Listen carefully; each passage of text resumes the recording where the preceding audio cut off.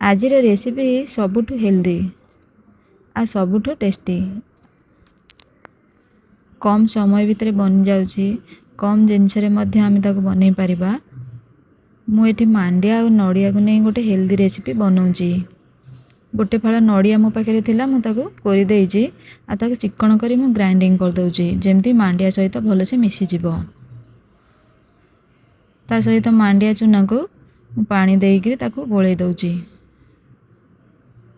सुखिला चूना पानी रे पकेले से मुंडा मुंडा हे जिवो ताको आगो टिके पानी देइकरी गोळेई देले से आ मुंडा मुंडा रहिबनी से भलसे मिसी जिवो प्लेन रहिबो।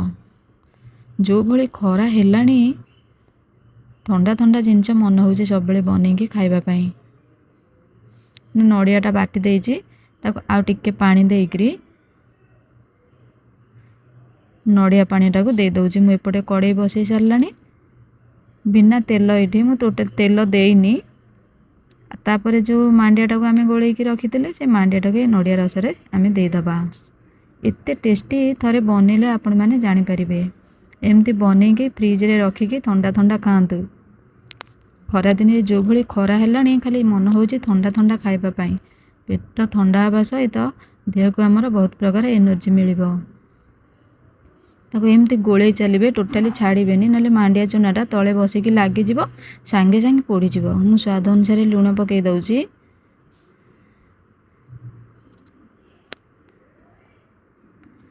तापरे मिठा पाई मु एठी दे दउची महू।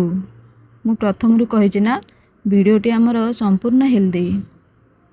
मिठा जगह आपण माने गुड़ दे पारंदे किंतु मु एठी महू दउची। महूटा आहुरी हमर हेल्दी। सेमती गोळेई चलिबे टोटाली छाड़ीबेनी नले लागी जिवो।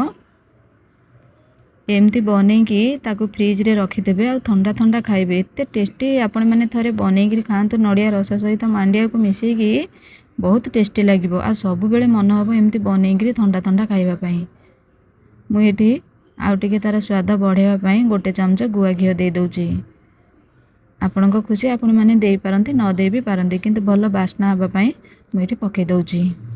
आ भल भी लागिबो। तापरे आमे जो जिनस रे आमे काढिबा ता तळे आउ टिके घियो हो कि तेल हो लगेई दबा जेमती भलसे हमर उठी जिवो। एपटे हमर मांडियाटा हेई गलानी। मांडियाटा तो बहुत जल्दी हेई जिवो।